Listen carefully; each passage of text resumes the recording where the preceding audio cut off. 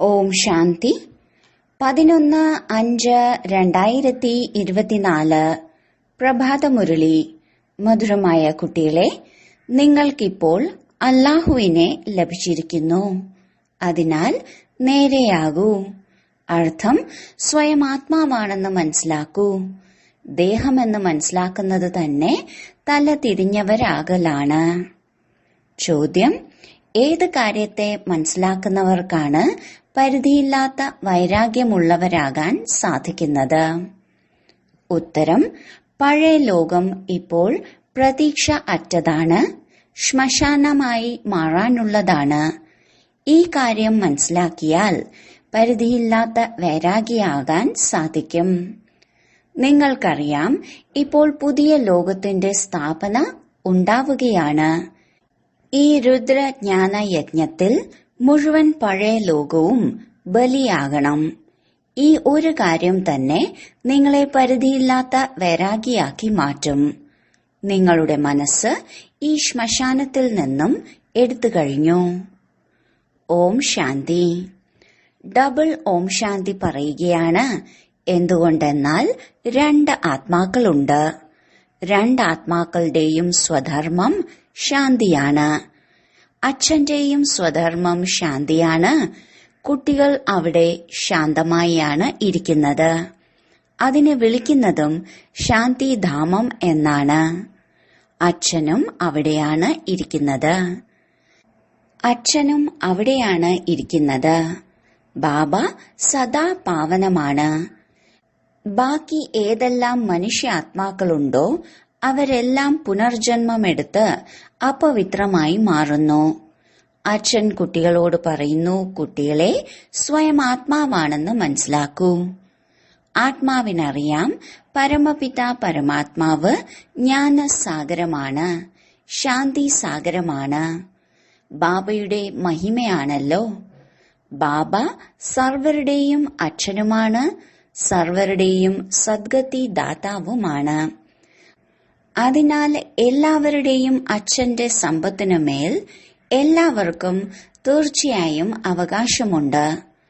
അച്ഛനിൽ നിന്ന് എന്ത് സമ്പത്താണ് ലഭിക്കുന്നത്? കുട്ടികൾക്കറിയാം, അച്ഛനാണ് സ്വർഗത്തിന്റെ രചയിതാവ്. അതിനാൽ സ്വർഗത്തിന്റെ സമ്പത്തായിരിക്കും നൽകുന്നത്. മാത്രമല്ല, അത് നൽകുന്നത് നരകത്തിൽ വെച്ചായിരിക്കും. നരകത്തിന്റെ സമ്പത്ത് നൽകിയത് രാവണനാണ്. ഈ സമയത്ത് എല്ലാവരും നരകവാസിയല്ലേ? അതിനാൽ തീർച്ചയായും രാവണനിൽ നിന്ന് സമ്പത്ത് ലഭിച്ചിട്ടുണ്ട്. നരകവും സ്വർഗവും രണ്ടും ഉണ്ട്. ഇതാരാണ് കേൾക്കുന്നത്? ആത്മാവ്. അജ്ഞാനകാലത്തിലും എല്ലാം ചെയ്യുന്നത് ആത്മാവാണ്. പക്ഷേ ദേഹാഭിമാനം കാരണം ചിന്തിക്കുന്നു എല്ലാം ശരീരമാണ് ചെയ്യുന്നതെന്ന്. നമ്മുടെ സ്വധർമ്മം ശാന്തിയാണ്. ഇത് മറന്നുപോകുന്നു. നമ്മൾ ശാന്തിധാമത്തിൽ വസിക്കുന്നവരാണ്. ഇതും മനസ്സിലാക്കണം. സത്യഖണ്ഡം തന്നെയാണ് അസത്യഖണ്ഡമായി മാറുന്നത്. ഭാരതം സത്യഖണ്ഡമായിരുന്നു. പിന്നീട് രാവണ രാജ്യമായ അസത്യഖണ്ഡമായും മാറുന്നു. ഇത് സാധാരണമായ കാര്യമാണ്. മനുഷ്യന് എന്തുകൊണ്ട് മനസ്സിലാക്കാൻ കഴിയുന്നില്ല? എന്തുകൊണ്ടെന്നാൽ ആത്മാവ് തമോ പ്രധാനമായിരിക്കുന്നു. ഇതിനെയാണ് കല്ല് ബുദ്ധി എന്ന് പറയുന്നത്. ആരാണോ ഭാരതത്തെ സ്വർഗമാക്കി മാറ്റിയത്, പൂജ്യമാക്കി മാറ്റിയത്, അവരെ തന്നെ പിന്നീട് പൂജാരിയായി മാറി നിന്ദിക്കുന്നു. ഇത് ആരുടെയും ദോഷമല്ല. അച്ഛൻ കുട്ടികൾക്ക് മനസ്സിലാക്കി തരുന്നു ഈ ഡ്രാമ എങ്ങനെയാണ് ഉണ്ടാക്കിയിരിക്കുന്നത് എന്ന്. എങ്ങനെ പൂജ്യനിൽ നിന്നും പൂജാരിയായി മാറി. അച്ഛൻ മനസ്സിലാക്കി തരികയാണ്. 5000 വർഷങ്ങൾക്ക് മുമ്പ് ഭാരതത്തിൽ ആദി സനാതന ദേവി ദേവതാ ധർമ്മം ഉണ്ടായിരുന്നു. ഇന്നലത്തെ കാര്യമാണ്. പക്ഷെ മനുഷ്യർ എല്ലാം മറന്നിരിക്കുന്നു. ഈ ശാസ്ത്രങ്ങളെല്ലാം ഭക്തിക്ക് വേണ്ടി ഇരുന്ന് ഉണ്ടാക്കിയതാണ്.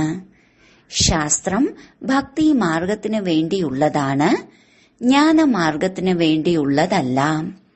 ജ്ഞാനമാർഗത്തിന്റെ ശാസ്ത്രം ഉണ്ടാകുന്നേയില്ല. അച്ഛൻ തന്നെയാണ് വന്ന് കൽപ്പകൽപ്പം കുട്ടികൾക്ക് ദേവതാ പദവിക്ക് വേണ്ടി ജ്ഞാനം നൽകുന്നത്.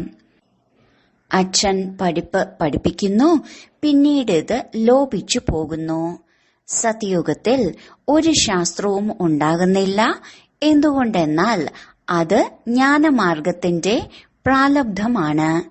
21 ജന്മത്തേക്കായി പരിധിയില്ലാത്ത അച്ഛനിൽ നിന്നും പരിധിയില്ലാത്ത സമ്പത്ത് ലഭിക്കുന്നു. പിന്നീട് അല്പകാലത്തിലേക്കായി രാവണന്റെ സമ്പത്ത് ലഭിക്കുന്നു. ഇതിനെയാണ് സന്യാസിമാർ കാക്കവിഷ്ട സമാനമായ സുഖം എന്ന് പറയുന്നത്. ദുഃഖം തന്നെ ദുഃഖമാണ്. പേര് തന്നെ ദുഃഖധാമം എന്നാണ്. കലിയുഗത്തിനു മുൻപ് ദ്വാപര യുഗമാണ്. അതിനെ സെമി ദുഃഖധാമം എന്നാണ് വിളിക്കുന്നത്. ഇതാണ് ഫൈനൽ ദുഃഖധാമം. ആത്മാവ് തന്നെയാണ് 84 ജന്മങ്ങളെടുത്ത് താഴേക്ക് ഇറങ്ങുന്നത്. അച്ഛൻ ഏണിപ്പടി കയറ്റുന്നു. എന്തെന്നാൽ ചക്രത്തിന് തീർച്ചയായും കറങ്ങണം. പുതിയ ലോകമുണ്ടായിരുന്നു. ദേവീ ദേവതകളുടെ രാജ്യമായിരുന്നു. ദുഃഖത്തിന്റെ പേരോ അടയാളമോ ഉണ്ടായിരുന്നില്ല. അതിനാലാണ് സിംഹവും ആടും ഒരുമിച്ച് വെള്ളം കുടിച്ചതായി കാണിക്കുന്നത്. അവിടെ ഹിംസയുടെ ഒരു കാര്യവുമില്ല. അഹിംസ പരമധർമ്മമായ ദേവീ ദേവതാ ധർമ്മം എന്നാണ് പറയുന്നത്. ഇവിടെയാണ് ഹിംസ. ആദ്യത്തെ ഹിംസയാണ് കാമകഠാരി ഉപയോഗിക്കുക. സത്യുഗത്തിൽ വികാരികളായി ആരുമുണ്ടാകില്ല. അവരുടെ മഹിമയാണ് പാടുന്നത്. ലക്ഷ്മി നാരായണന്മാരുടെ മഹിമ പാടാറുണ്ടല്ലോ. അങ്ങ് സമ്പൂർണ്ണ നിർവികാരിയാണ്. ഈ കലിയുഗം ഇരുമ്പു യുഗത്തിന്റെ ലോകമാണ്. ഇതിനെ സ്വർണിമയുഗം എന്ന് പറയാൻ സാധിക്കില്ല. ഡ്രാമ തന്നെ ഇങ്ങനെയാണ് ഉണ്ടാക്കിയിരിക്കുന്നത്. സത്യയുഗമാണ് ശിവാലയം. അവിടെ എല്ലാവരും പാവനമാണ്. അവരുടെ ചിത്രവുമുണ്ട്. ശിവാലയം നിർമ്മിക്കുന്ന ശിവന്റെ ചിത്രവും ഉണ്ട്. ഭക്തിമാർഗത്തിൽ ബാബയ്ക്ക് അനേകം പേരുകൾ നൽകിയിട്ടുണ്ട്. വാസ്തവത്തിൽ ഒരേ ഒരു പേരേ ഉള്ളൂ. അച്ഛന് തന്റേതായി ശരീരവുമില്ല. സ്വയം പറയുന്നു, എനിക്കെന്റെ പരിചയം നൽകുന്നതിനും രചനയുടെ ആദിമധ്യ അന്ത്യത്തിന്റെ ജ്ഞാനം കേൾപ്പിക്കുന്നതിനുമായി വരേണ്ടി വരുന്നു. എനിക്ക് വന്ന് നിങ്ങളുടെ സേവനം ചെയ്യണം. നിങ്ങൾ തന്നെയാണ് എന്നെ വിളിച്ചത്. പതിത പാവന വരൂ എന്ന് പറഞ്ഞ്. സത്യയുഗത്തിൽ വിളിക്കുന്നില്ല. ഈ സമയത്ത് എല്ലാവരും വിളിക്കുന്നുണ്ട്. എന്തെന്നാൽ വിനാശം തൊട്ടു മുന്നിലുണ്ട്. ഭാരതവാസികൾക്കറിയാം, ഇത് അതേ മഹാഭാരത യുദ്ധമാണ്. പിന്നീട് ആദി സനാതന ദേവീ ദേവതാ ധർമ്മത്തിന്റെ സ്ഥാപന ഉണ്ടാകും. അച്ഛനും പറയുന്നു, ഞാൻ രാജാക്കന്മാരുടെയും രാജാവാക്കി മാറ്റാൻ വന്നിരിക്കുകയാണ്. ഇന്ന് കാലത്ത് മഹാരാജാവ്, ചക്രവർത്തി എന്നിങ്ങനെ ഇല്ലല്ലോ. ഇപ്പോഴാണെങ്കിൽ പ്രജകൾ പ്രജകളെ ഭരിക്കുകയാണ്. കുട്ടികൾക്കറിയാം, ഈ ഭാരതവാസികൾ ധനവാനായിരുന്നു. വജ്രവും വൈഡൂര്യങ്ങളും കൊണ്ടുള്ള കൊട്ടാരങ്ങളായിരുന്നു. പുതിയ ലോകമായിരുന്നു. പിന്നീട് പുതിയത് തന്നെയാണ് പഴയതായി മാറുന്നത്. എല്ലാ വസ്തുവും പഴയതാകുമല്ലോ. എങ്ങനെയാണോ പുതിയ കെട്ടിടം നിർമ്മിക്കുന്നത്, പിന്നീട് അവസാനമാകുമ്പോൾ ആയുസ് കുറയും. പറയും, ഇത് പുതിയതാണ്, ഇത് പകുതി പഴയതാണ്, ഇത് മധ്യമമാണ്. ഓരോ വസ്തുവും സതോ രജോ തമോ ആവുന്നുണ്ട്. ഭഗവാന്റെ വാക്കുകളല്ലേ. ഭഗവാൻ അർത്ഥം ഭഗവാൻ. ഭഗവാൻ എന്ന് ആരെയാണ് പറയുന്നത്, ഇതും അറിയുന്നില്ല. രാജാവും റാണിയും ഇല്ല. ഇവിടെ പ്രസിഡന്റും പ്രൈം മിനിസ്റ്ററും പിന്നെ അനേകം മിനിസ്റ്റേഴ്സും. സത്യുഗത്തിൽ എങ്ങനെയാണോ രാജാവ്, അതുപോലെയായിരിക്കും പ്രജകൾ. വ്യത്യാസം അച്ഛൻ പറഞ്ഞു തന്നിട്ടുണ്ട്. സത്യയുഗത്തിലെ അധികാരികൾക്ക് മന്ത്രിമാരും ഉപദേശികളും ഒന്നും ഉണ്ടാകില്ല, ആവശ്യമില്ല. ഈ സമയത്താണ് ശിവബാബയിൽ നിന്ന് ശക്തി പ്രാപ്തമാക്കി ആ പദവി നേടുന്നത്. ഈ സമയത്ത് അച്ഛനിൽ നിന്ന് ഉയർന്ന നിർദ്ദേശം ലഭിക്കുകയാണ്. ഇതിലൂടെയാണ് ഉയർന്ന പദവി നേടുന്നത്. പിന്നീട് ആരിൽ നിന്നും നിർദ്ദേശമെടുക്കേണ്ട ആവശ്യമില്ല. അവിടെ മന്ത്രിമാരുണ്ടാകില്ല. എപ്പോഴാണോ വാമമാർഗത്തിലേക്ക് പോകുന്നത് അപ്പോഴാണ് മന്ത്രിമാരുണ്ടാകുന്നത്. ബുദ്ധി കുറഞ്ഞു പോകുന്നു. പ്രധാന കാര്യം വികാരത്തിന്റേതാണ്. ദേഹാഭിമാനത്തിൽ നിന്നാണ് വികാരം ജനിക്കുന്നത്. അതിലും കാമമാണ് നമ്പർ 1. അച്ഛൻ പറയുന്നു, ഈ കാമം മഹാശത്രുവാണ്. അതിന്മേൽ വിജയം നേടണം. അച്ഛൻ അനേക തവണ മനസ്സിലാക്കി തന്നിട്ടുണ്ട്. സ്വയം ആത്മാവാണെന്ന് മനസ്സിലാക്കൂ. നല്ലതും മോശവുമായ സംസ്കാരം ആത്മാവിലാണ് ഉണ്ടാകുന്നത്. ഇവിടെ കർമ്മത്തിന്റെ പേരിൽ പശ്ചാത്തപിക്കേണ്ടി വരുന്നു. സത്യയുഗത്തിൽ ഇങ്ങനെ സംഭവിക്കില്ല. അതാണ് സുഖധാമം. അച്ഛൻ വന്ന് നിങ്ങളെ സുഖധാമം, ശാന്തിധാമിലെ വാസിയാക്കി മാറ്റുകയാണ്. അച്ഛൻ നേരിട്ട് ആത്മാക്കളോട് സംസാരിക്കുകയാണ്. എല്ലാവരോടും പറയുന്നു, ആത്മാവാണെന്ന് ബുദ്ധിയിൽ നിശ്ചയം ചെയ്തിട്ടിരിക്കൂ. ദേഹാഭിമാനത്തെ ഉപേക്ഷിക്കൂ. ഈ ദേഹം വിനാശിയാണ്. നിങ്ങൾ അവിനാശിയായ ആത്മാവാണ്. ഈ ജ്ഞാനം മറ്റാരിലുമില്ല.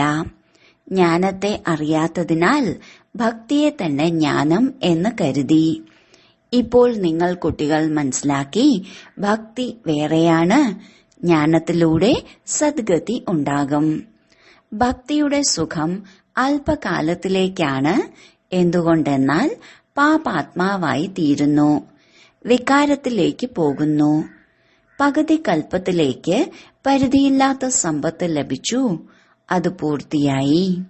ഇപ്പോൾ വീണ്ടും അച്ഛൻ സമ്പത്ത് നൽകാൻ വന്നിരിക്കുകയാണ്. ഇതിലൂടെ പവിത്രത, സുഖം, ശാന്തി എല്ലാം ലഭിക്കുന്നു. കുട്ടികളെ, നിങ്ങൾക്കറിയാം, ഈ പഴയ ലോകം ശ്മശാനമാകേണ്ടതാണ്. ഇപ്പോൾ ഈ ശ്മശാനത്തിൽ നിന്നും മനസ്സിനെ മാറ്റി പരിസ്ഥാനമായ പുതിയ ലോകത്തോട് മമത്വം വയ്ക്കൂ. എങ്ങനെയാണോ ലൗകിക പിതാവ് പുതിയ വീടുണ്ടാക്കുമ്പോൾ ബുദ്ധിയോഗം പഴയ വീട്ടിൽ നിന്ന് മാറി പുതിയ വീടിനോടാകുന്നത്, അതുപോലെ ഓഫീസിലിരിക്കുകയാണെങ്കിൽ പോലും ബുദ്ധി പുതിയ വീട്ടിലായിരിക്കും. ഇത് പരിധിയുള്ള കാര്യമാണ്. പരിധിയില്ലാത്ത അച്ഛനാണെങ്കിൽ പുതിയ ലോകം, സ്വർഗം രചിക്കുകയാണ്. പറയുന്നു, ഇപ്പോൾ പഴയ ലോകത്തിൽ നിന്നും സംബന്ധം വേർപെടുത്തി അച്ഛനായ എന്നിൽ യോജിപ്പിക്കൂ. നിങ്ങൾക്ക് വേണ്ടി പുതിയ ലോകമായ സ്വർഗം സ്ഥാപിക്കാൻ വന്നിരിക്കുകയാണ്. ഇപ്പോൾ മുഴുവൻ പഴയ ലോകവും ഈ രുദ്രജ്ഞാന യജ്ഞത്തിൽ ബലിയാകണം. ഈ മുഴുവൻ വൃക്ഷവും തമോ പ്രധാനവും ജീർണിച്ച അവസ്ഥയിലും എത്തിയിരിക്കുന്നു. ഇപ്പോൾ വീണ്ടും പുതിയത് ഉണ്ടാവുകയാണ്. അതിനാൽ അച്ഛൻ പറഞ്ഞു തരികയാണ്, ഇതാണ് പുതിയ ലോകത്തിലെ കാര്യങ്ങൾ. ആളുകൾക്ക് അസുഖം വരുമ്പോൾ പ്രതീക്ഷയ്ക്ക് വകയില്ലാതെ ആകുന്നു. ഇവർ രക്ഷപ്പെടുന്നത് ബുദ്ധിമുട്ടാണ് എന്ന് മനസ്സിലാക്കും. അതുപോലെ ഇപ്പോൾ ലോകവും പ്രതീക്ഷയ്ക്ക് വകയില്ലാത്തതാണ്, ശ്മശാനമായി മാറണം. അതിനാൽ ഇതിൽ മനസ്സ് വെക്കുന്നത് എന്തിനാണ്? ഇതാണ് പരിധിയില്ലാത്ത സന്യാസം. ഹഠയോഗികളായ സന്യാസികൾ കേവലം വീടുപേക്ഷിച്ചു പോകുന്നു. നിങ്ങൾ പൂർണമായി പഴയ ലോകം തന്നെ സന്യസിക്കുന്നു. പഴയ ലോകത്തിൽ നിന്ന് പുതിയ ലോകമായി മാറുന്നു. അച്ഛൻ പറയുന്നു, ഞാൻ അനുസരണയുള്ള സേവകനാണ്. ഞാൻ കുട്ടികളുടെ സേവനത്തിനായി വന്നിരിക്കുകയാണ്. എന്നെ വിളിച്ചിരുന്നു, ബാബ, ഞങ്ങൾ പതീതമായിരിക്കുന്നു. അങ്ങ് പതീത ലോകത്തിൽ പതീത ശരീരത്തിലേക്ക് വരൂ. നോക്കൂ, സ്വാഗതം ചെയ്യുന്നത് എങ്ങനെയാണെന്ന്. പതീതമാക്കി മാറ്റുന്നത് രാവണനാണ്. അതിനാൽ രാവണനെ കത്തിക്കുന്നു. രാവണൻ വളരെ കടുത്ത ശത്രുവാണ്. രാവണൻ വന്നതു മുതൽ നിങ്ങൾക്ക് ആദി മധ്യ അന്ത്യം ദുഃഖമാണ്. വിഷയസാഗരത്തിൽ വീണുകൊണ്ടിരിക്കുന്നു. ഇപ്പോൾ അച്ഛൻ പറയുന്നു, വിഷത്തെ ഉപേക്ഷിച്ച് അമൃത് കുടിക്കൂ. പകുതി കൽപ്പം രാവണ രാജ്യത്തിൽ വികാരങ്ങളാൽ നിങ്ങൾ എത്ര ദുഃഖിയായി മാറി. ഇത്രയും സ്വാർത്ഥരായി മാറിയിരിക്കുന്നു. ഇരുന്ന് നിന്ദിച്ചുകൊണ്ടിരിക്കുന്നു. അതും ഗ്ലാനി ചെയ്യുന്നത് ആരെയാണ്? നിങ്ങളെ പാവന വിശ്വത്തിന്റെ അധികാരിയാക്കി മാറ്റിയത് ആരാണോ അവരെയാണ് ഏറ്റവും കൂടുതൽ ഗ്ലാനി ചെയ്യുന്നത്. അത്ഭുതമല്ലേ? മനുഷ്യരെക്കുറിച്ച് പറയുന്നു 84 ലക്ഷം യോനികൾ എന്ന്. പിന്നീട് എന്നെക്കുറിച്ച് പറയുന്നു സർവവ്യാപി എന്ന്. ഇതും ഡ്രാമയാണ്. നിങ്ങൾക്ക് ചിരിയോടെ മനസ്സിലാക്കി തരുന്നു.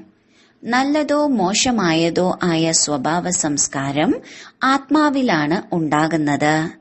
ആത്മാവ് പറയുന്നു, ഞാൻ 84 ജന്മങ്ങൾ എടുക്കുന്നു. ആത്മാവ് തന്നെയാണ് ഒരു ശരീരം ഉപേക്ഷിച്ച് അടുത്തത് എടുക്കുന്നത്. ഇതും അച്ഛനാണ് ഇപ്പോൾ മനസ്സിലാക്കി തരുന്നത്. ഡ്രാമ പ്ലാൻ അനുസരിച്ച് വീണ്ടും ബാബ തന്നെയാണ് വന്ന് തല തിരിഞ്ഞവരെ നേരെ ആക്കുന്നത്. മധുരമധുരമായ കുട്ടികളോട് അച്ഛൻ പറയുന്നു, ഇവിടെ നിങ്ങൾ തല തിരിഞ്ഞവരായി ഇരിക്കരുത്. സ്വയം ആത്മാവാണെന്ന് മനസ്സിലാക്കൂ. ഇപ്പോൾ നിങ്ങൾക്ക് നമ്മെ നേരെയാക്കുന്ന അല്ലാഹുവായ അച്ഛനെ ലഭിച്ചു കഴിഞ്ഞു. രാവണനാണ് തല തിരിഞ്ഞവരാക്കി മാറ്റുന്നത്. പിന്നീട് നേരെയാക്കുന്നതിലൂടെ നിങ്ങൾ നിവർന്നു നിൽക്കാൻ തുടങ്ങും. ഇത് ഒരു നാടകമാണ്. ഈ ജ്ഞാനം അച്ഛനാണ് ഇരുന്ന് പറഞ്ഞു തരുന്നത്. ഭക്തി ഭക്തി തന്നെയാണ്. ജ്ഞാനം ജ്ഞാനമാണ്. ഭക്തി തീർത്തും വേറെയാണ്. പറയുന്നു, ഒരു കുളമുണ്ട്, അതിൽ കുളിക്കുന്നതിലൂടെ മാലാഖയായി മാറും. പിന്നീട് പറയുന്നു, പാർവതിയെ അമരകഥ കേൾപ്പിച്ചുവെന്ന്. ഇപ്പോൾ നിങ്ങൾ അമരകഥ കേട്ടുകൊണ്ടിരിക്കുകയല്ലേ? എന്താ കേവലം ഒരു പാർവതിയെ മാത്രം അമരകഥ കേൾപ്പിക്കുമോ? ഇത് പരിധിയില്ലാത്ത കാര്യമാണ്.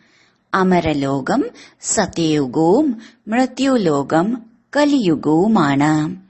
ഇതിനെ മുൾക്കാടെന്ന് പറയുന്നു. അച്ഛനെ അറിയുന്നതേയില്ല.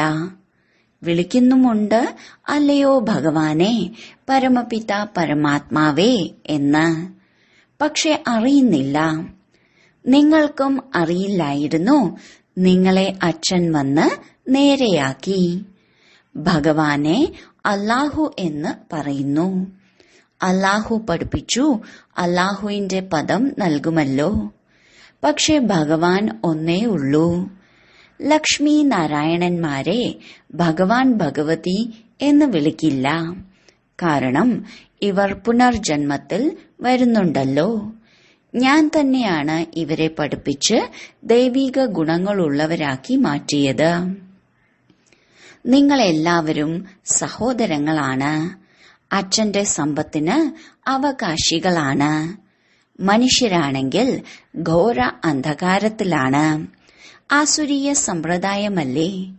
പറയുന്നു, കലിയുഗം ഇപ്പോഴും ശിശുവായി മുട്ടിൽ ഇഴഞ്ഞുകൊണ്ടിരിക്കുകയാണ്. ഇനിയും അനേക വർഷങ്ങൾ ബാക്കിയുണ്ട് എന്ന് കരുതുന്നു. എത്രത്തോളം അജ്ഞാന അന്ധകാരത്തിൽ ഉറങ്ങിക്കിടക്കുകയാണ്. ഇതും കളിയാണ്. പ്രകാശത്തിൽ ദുഃഖമുണ്ടാകില്ല. അന്ധകാരം നിറഞ്ഞ രാത്രിയിലാണ് ദുഃഖമുണ്ടാകുന്നത്. ഇതും നിങ്ങൾക്കേ മനസ്സിലാക്കാനും മനസ്സിലാക്കി കൊടുക്കാനും കഴിയൂ. ആദ്യമാദ്യം എല്ലാ മനുഷ്യർക്കും അച്ഛന്റെ പരിചയം നൽകണം. രണ്ടച്ഛന്മാർ എല്ലാവർക്കുമുണ്ട്. പരിധിയുള്ള അച്ഛൻ പരിധിയുള്ള സുഖം നൽകുന്നു. പരിധിയില്ലാത്ത അച്ഛൻ പരിധിയില്ലാത്ത സുഖം നൽകുന്നു. ശിവരാത്രി ആഘോഷിക്കുന്നുണ്ട്. അതിനാൽ തീർച്ചയായും അച്ഛൻ സ്വർഗത്തിന്റെ സ്ഥാപന ചെയ്യാൻ വരുന്നുണ്ട്. ഏത് സ്വർഗമാണോ ഭൂതകാലത്തിലായത് അതിനെ വീണ്ടും സ്ഥാപിക്കുകയാണ്. ഇപ്പോഴാണെങ്കിൽ തമോ പ്രധാനമായ ലോകം നരകമാണ്. ഡ്രാമ പ്ലാൻ അനുസരിച്ച് എപ്പോഴാണോ കൃത്യസമയമാകുന്നത് അപ്പോൾ ഞാൻ വീണ്ടും വന്ന് എന്റെ പാർട്ട് അഭിനയിക്കുന്നു. ഞാൻ നിരാകാരൻ തന്നെയാണ്. എനിക്ക് തീർച്ചയായും ഒരു മുഖം ആവശ്യമാണ്. കാളയുടെ മുഖം ആയിരിക്കില്ലല്ലോ. വളരെയധികം ജന്മങ്ങളുടെ അന്തിമ ജന്മത്തിൽ വാനപ്രസ്ഥ അവസ്ഥയിലുള്ള ഇവരുടെ മുഖമാണ് ഞാൻ സ്വീകരിക്കുന്നത്. ഇവരിലാണ് പ്രവേശിക്കുന്നത്. ഇദ്ദേഹത്തിന് തന്റെ ജന്മങ്ങളെ അറിയുകയില്ല. ശരി, വളരെ കാലത്തെ വേർപാടിന് ശേഷം തിരിച്ചു കിട്ടിയ മധുരമധുരമായ കുട്ടികൾക്ക് മാതാവും പിതാവുമായ ബാപ്ദാദയുടെ സ്നേഹസ്മരണകളും സുപ്രഭാതവും. ആത്മീയ അച്ഛന്റെ ആത്മീയ കുട്ടികൾക്ക് നമസ്കാരം. ധാരണയ്ക്കുള്ള മുഖ്യസാരം. 1. എങ്ങനെയാണോ ബാബ നേരിട്ട് ആത്മാക്കളോട് സംസാരിക്കുന്നത് അതുപോലെ സ്വയം ആത്മാവാണെന്ന് നിശ്ചയിക്കണം. ഈ ശ്മശാനത്തിൽ നിന്നും മനസ്സിനെ മാറ്റണം. കർമ്മം കൊണ്ടൊരിക്കലും പശ്ചാത്തപിക്കാൻ ഇട നൽകാത്ത രീതിയിലുള്ള സംസ്കാരം ധാരണ ചെയ്യണം. 2. എങ്ങനെയാണോ ബാബ ഡ്രാമയിൽ ഉറച്ചു നിൽക്കുന്നത്, അതിനാൽ ആരെയും ദോഷം പറയാത്തത്, ഗ്ലാനി ചെയ്ത അപകാരികൾക്ക് പോലും ഉപകാരം ചെയ്യുന്നത്, അതുപോലെ ബാബയ്ക്ക് സമാനമായി മാറണം. ഈ ഡ്രാമയിൽ ആർക്കും ദോഷമില്ല. ഇത് കൃത്യമായി ഉണ്ടാക്കിയതാണ്. വരദാനം.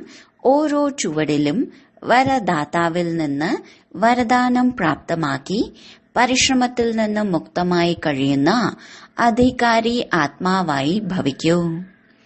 ആരാണോ വരദാതാവിന്റെ തന്നെ കുട്ടികളായിട്ടുള്ളത് അവർക്ക് ഓരോ ചുവടിലും വരദാതാവിൽ നിന്ന് വരദാനം സ്വതവേ തന്നെ ലഭിക്കുന്നു. വരദാനം തന്നെയാണ് അവരുടെ പാലന. വരദാനങ്ങളുടെ പാലനയിലൂടെ തന്നെയാണ് വളരുന്നത്. പരിശ്രമമില്ലാതെ ഇത്രയും വലിയ പ്രാപ്തികൾ ഉണ്ടാകുക, ഇതിനെ തന്നെയാണ് വരദാനമെന്ന് പറയുന്നത്. അങ്ങനെ ഓരോ ജന്മവും പ്രാപ്തികളുടെ അധികാരിയായി മാറി. ഓരോ ചുവടിലും വരദാതാവിന്റെ വരദാനം ലഭിച്ചുകൊണ്ടിരിക്കുന്നു, സദാ ലഭിച്ചുകൊണ്ടുമിരിക്കും. അധികാരി ആത്മാവിന് ദൃഷ്ടിയിലൂടെ, വാക്കിലൂടെ, ബന്ധങ്ങളിലൂടെ വരദാനം തന്നെ വരദാനമാണ്. സ്ലോഗൻ. സമയത്തിന്റെ വേഗത അനുസരിച്ച് പുരുഷാർത്ഥത്തിന്റെ വേഗത തീവ്രമാക്കൂ. ഓം ശാന്തി.